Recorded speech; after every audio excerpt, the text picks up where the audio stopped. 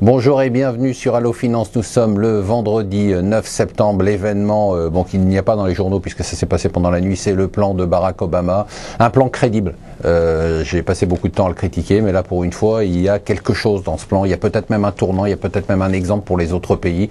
C'est-à-dire un plan de relance, mais un plan de relance, pas encore une fois un plan de relance tourné vers la consommation, un plan de relance tourné vers l'investissement, vers les entreprises, les petites entreprises, avec une réduction des taxations pour les petites entreprises. Il y a une voie là, c'est-à-dire de la relance ciblée face à de l'austérité ciblée. Il y a peut-être quelque chose à creuser et je pense que dans les autres pays, il faudrait regarder ça de près. Est-ce que c'est une chance de passer auprès des Républicains? Eh bien oui, parce que du coup, comme on parle de réduction de taxes pour les entreprises, les Républicains, ça c'est un langage qu'ils savent entendre. Donc à suivre de très près. Hier, la douche froide, c'était Jean-Claude Trichet. Jean-Claude Trichet qui nous fait son coup de panique. Il a eu un coup de stress énorme. Je sais pas ce qui lui est arrivé. Il s'est réveillé le matin. Il est passé de la veille où il nous disait que le risque majeur pour l'économie c'était l'inflation à le jour où il dit que c'est en gros, je vous résume, c'est en gros la fin du monde.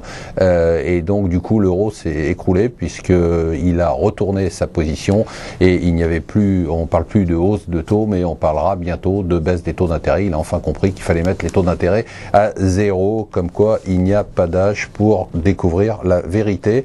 Bon article dans le Financial Times sur Tim Geithner qui présente, alors lui aussi je l'ai beaucoup critiqué, mais là il présente vraiment un projet sérieux mondial pour résoudre la crise. Il y a à peu près tous les éléments nécessaires pour résoudre la crise. C'est assez étonnant. En un seul article, eh bien vous avez finalement la recette pour arrêter la crise mondiale. Donc je vous conseille de le lire. L'autre dépressif de service, c'est Ben Bernanke. Lui aussi, il est au fond du trou.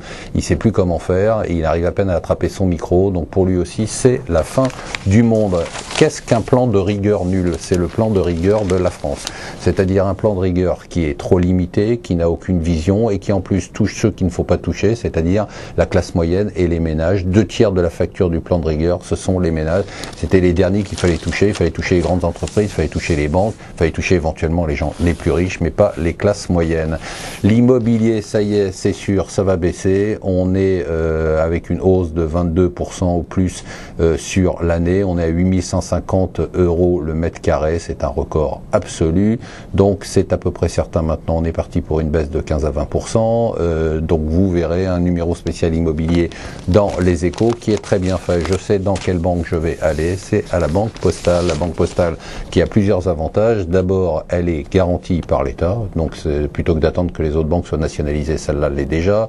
D'autre part, elle a décidé de faire du crédit aux entreprises. C'est plutôt une bonne idée puisque les autres banques ont décidé d'arrêter de faire des crédits aux entreprises, surtout aux petites. Une nouveauté, c'est Air Liquide. Air Liquide qui a fait une émission en yuan. C'est la première fois qu'une entreprise française fait ça. C'est 200 millions d'euros.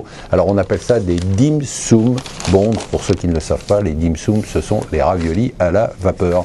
Le printemps arabe, vous avez vu qu'on ne parle plus de Tunisie et d'Égypte. C'est normal, c'est le chaos total là-bas et surtout il y a une croissance économique qui est à zéro. On est en pleine récession. Il n'y a plus de recettes qui rentrent. Eh bien en Libye, on commence à avoir la même sensation. C'est-à-dire que les rebelles commencent déjà à se battre pour savoir qui va avoir la manne du pétrole. On se demande ce que fait BHL. Voilà, restez avec nous sur Allo Finance.